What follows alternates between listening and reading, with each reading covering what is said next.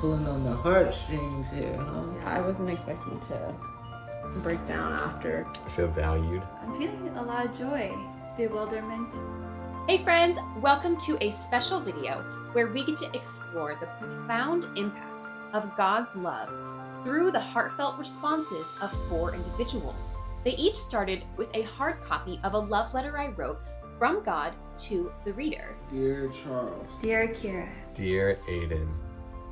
They each read the letter as they listened to the video of me reading it aloud. Then we just had a conversation, but the things that they shared blew me away. Their unique perspectives and experiences display the transformative power of God's infinite love. Here's what they shared. My favorite part about God's love is that it's not conditional. This consistency. All he wants is me and my heart. God is immensely patient with you. And because of that, you are able to come to him. I'm feeling a lot of joy. Also feeling sadness. Tenderness, joy, compassion, comfort. Peace, eternal gratitude. I feel valued, serenity, and denial when he's telling me that he's always going to be forgiving and he's always going to love me in every situation. I also felt regret in a sense, like maybe I haven't been doing much or enough to be earning this type of love. I think those were some of the first 2 things I felt, but after understanding that there's nothing I can do to earn it, then I felt peace. Sadness, just because I know that he knows my thoughts and he knows the dark ugliness parts of me. This letter prompts me to live fearlessly. It prompts me to live freely. And not in like a YOLO, the way the world has it, but like, listen, I don't have to go back and live in sin. When I do fall short, what does the Bible say to do? Confess and pray so that we'll be healed. These actions that I'm trying to do are for God. When I'm in the moment, when I'm feeling lazy or just feeling selfish, it's hard to remember God's love and to be fueled by that. Just remembering this letter is a good fuel to be motivated by love.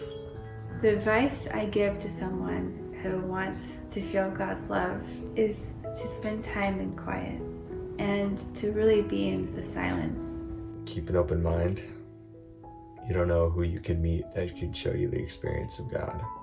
The visual of me getting baptized, they came up, I think especially towards the end where it talks about, I celebrate and delight in you as much as a groom does for his bride on their wedding day. That was the analogy I had going into or committing my life to Christ during my baptism is this is me marrying God. God says my body is perfect.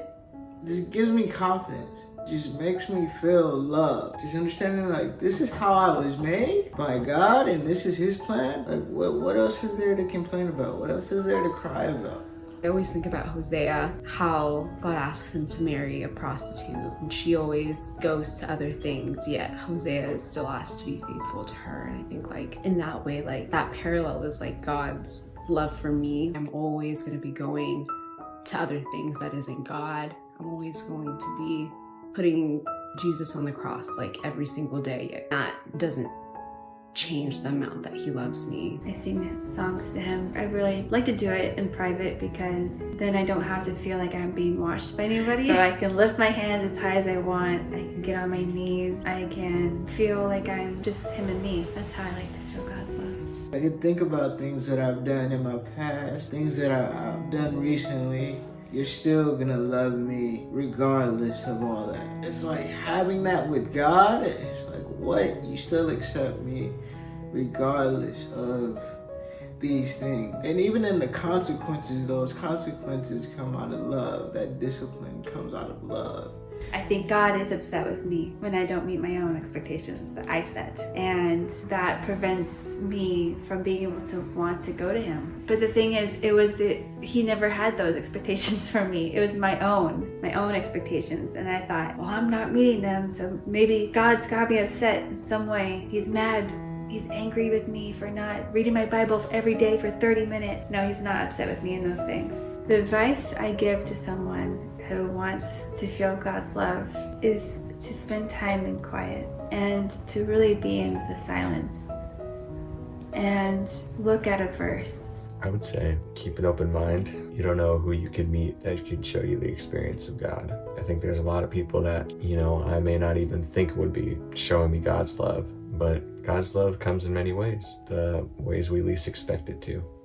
I want to share God's love to my friends or to people that I may not know at school. My neighbors, family members. With my mom, my little brother, my homeboys. Actually, like all my friends.